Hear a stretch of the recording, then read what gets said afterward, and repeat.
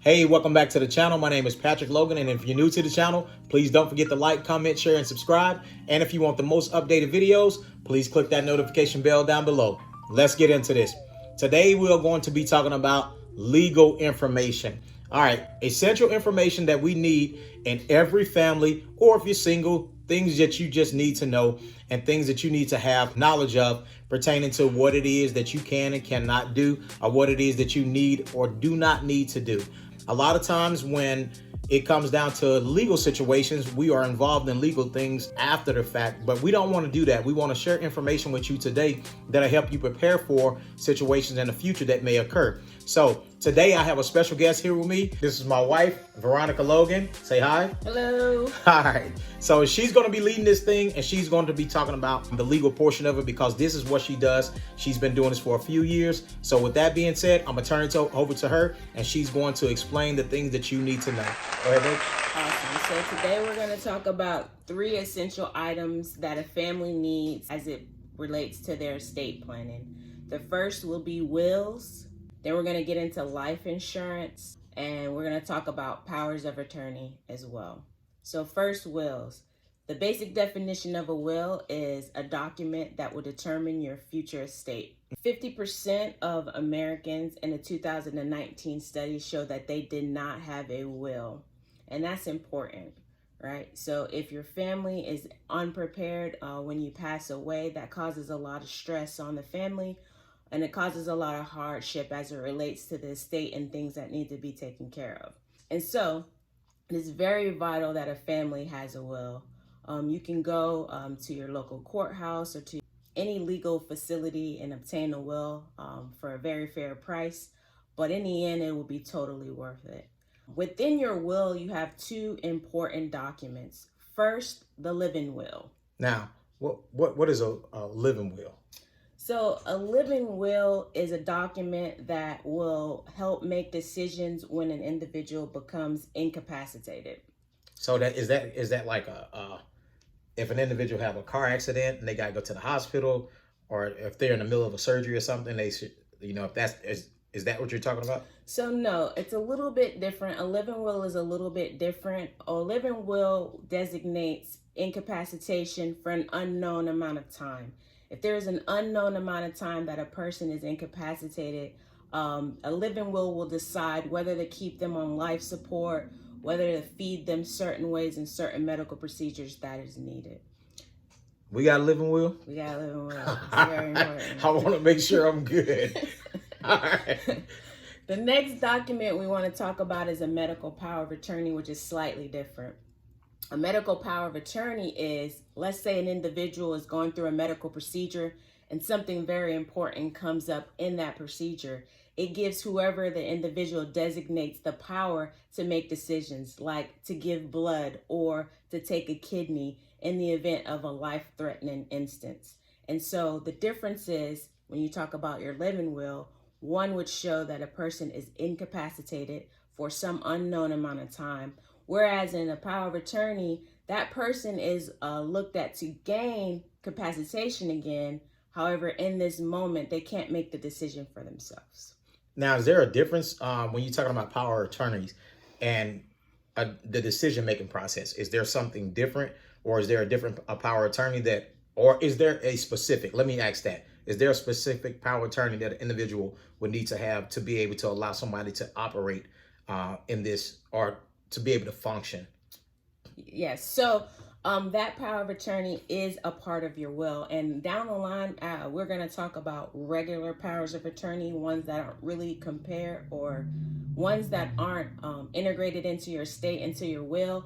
But this one specifically talks about medical decisions. Okay. That clarifies it, because you said we're going to talk about it a little bit further. Okay. All right. And so it's very important that you have a will and that you maintain your will. And maintaining your will, there's no real time frame that one should look at a will, but a good sense is about twice a year. You should review your will twice a year to ensure that it is as up to date as possible. Sometimes there are instances where people pass away and just all of their estate is out of whack because maybe someone passed away that they were leaving certain items to, or maybe the person that they're going to leave guardianship of their children to are no longer in their lives, things of that nature. So it's very vital that that document stays as up to date as possible so that it accurately represents your intentions upon your death. So if you listen to this, you need a will if you don't have a will, because if you don't have a will, you're going to fall up under somebody else's will. All right. So make sure you take time, go down to the courthouse, you said? Courthouse has them, legal offices have them, has the ability to do them. All right. The places that she just named off, go ahead and, instead of buying a new pair of shoes or some new purse, go down there, pay the money, Whoa. get you. She talking about some whoa. No, serious.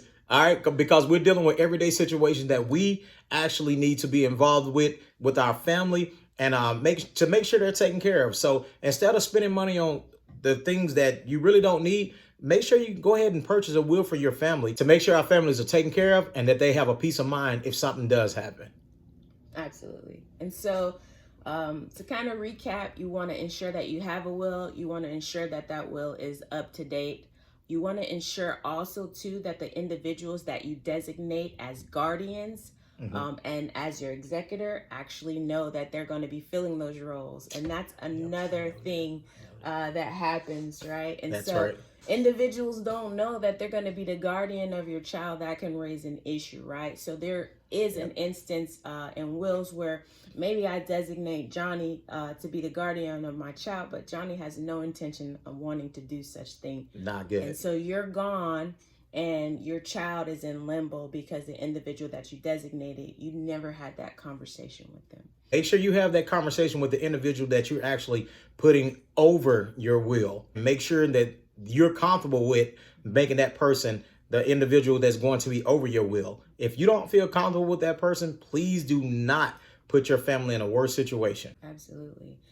Another very important item is to ensure that the person that you designate knows where your will is and has access to it. A lot of times people tend to put them in safety deposit boxes. However, upon your death, they seal and can only be opened most times by a court order, and that doesn't help, right? And so if you just let the individual know that, hey, it's in this location, it's in a safe in this location, it's easy access to. Also, too, just storing your will. You don't have to have some major safe. A safe is a great place to keep your will, but good old-fashioned old school method is to put it in a freezer bag, stick it in your freezer, because if a house burnt down, that would be the last place that the home would burn. And so you don't have to have some expensive safe. Let's just do this old school, put it in that freezer bag in the back of the freezer, and that will actually keep your will as well. But instead of you having a freezer bag and putting it in the freezer and buying that old expensive purse or expensive pair of shoes, you should go out and purchase a safe so you can actually put it in there, okay?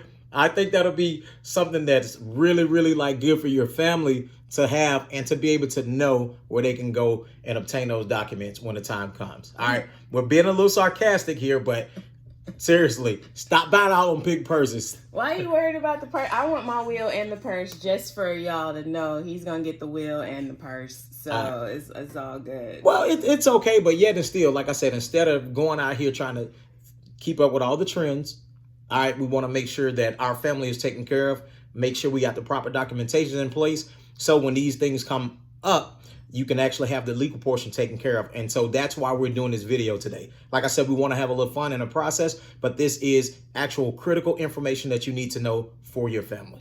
Stop talking about our purses. And I'll stop talking about the purses.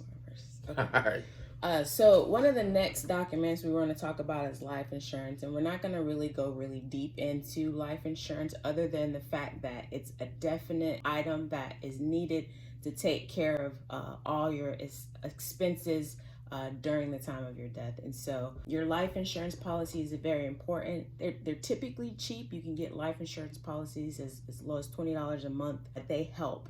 Also, too, most individuals can incorporate their life insurance policies into their estate through a trust to ensure that it gets to the right person and that individual is dispersing the money appropriately. And so life insurance is something that is underutilized and need it the most. You know, you think about your executor being in charge of all the things, all the bills that you leave behind, all the expenses that you need to pay. If you have children, you know, they have needs and necessities. You're going to leave your child with a guardian. You want to ensure that they have the proper means to take care of that child, as well as any funeral expenses, which could get in the upwards of thousands of dollars just to take care of your funeral. That's right.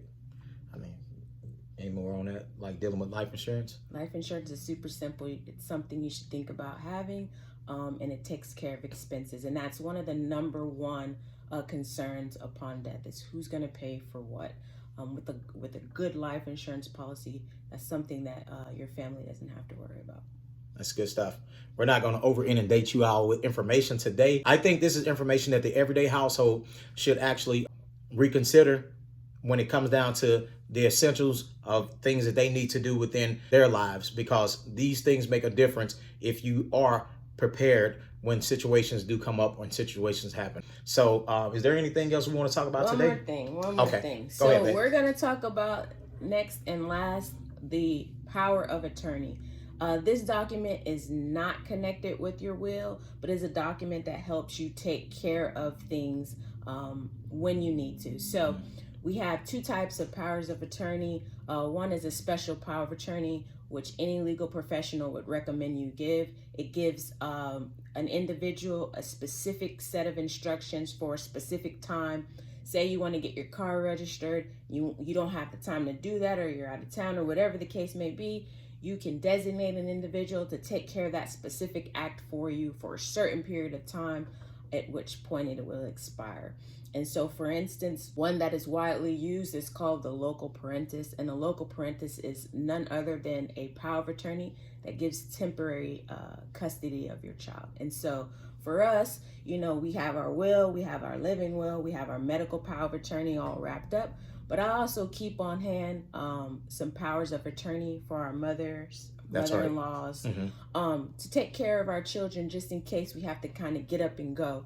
If we leave our children with someone, they're able to take them to school, register from school, get them shots, anything that you want to designate them to be able to do. Typically, when you see this document, is a standard list of things. However, you know, you can discuss it with your loved ones, cross things out, add things as you deem necessary. And so that's very, very important. Our documents, like I say, consist of having our will together, having our life insurance together, and then having some power of attorneys for those little mundane things that maybe we just cannot get done, or, you know, we cannot do in times of emergencies. And so very, very important. Is that it? Yes, so just to kind of wrap up, you know, a lot of times people don't think about your legal necessities, and legal items are one of the things that cause the most stress in any family. If you have these few documents, you're on your way to a great start to ensuring that things are taken care of. First, in the event of a death, you want to ensure that things are taken care of. But just in everyday life, you want to ensure that, you know, things are taken care of. So if you start with these few documents, you know, it may kind of get you to understand even more things that you may need to take care of your specific family. And so these are just a few tips to help your family in their everyday life. So you heard it. And so I expect you to do something with that information. But you know my saying, you're an adult, do what you can afford.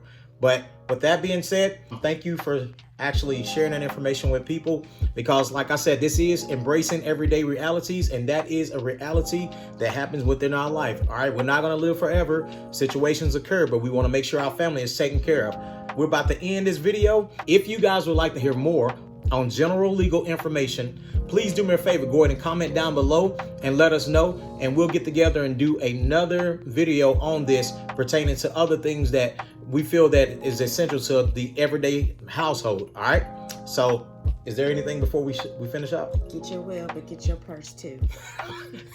Get your will, but get your purse. All right, I don't have anything to say about that, as long as you had that will first. All right, so with that being said, once again, we love you guys. Thank y'all for being here with us. Thank you for being good listeners. Thank you for being good supporters. All right, I love you all. Have a great weekend, and I'm gonna drop my next video on Tuesday. But until then, Be blessed, kiss your babies, hug them, do all the good stuff, and go get your will. All right. Love you guys. Y'all have a good one, and we out. Peace.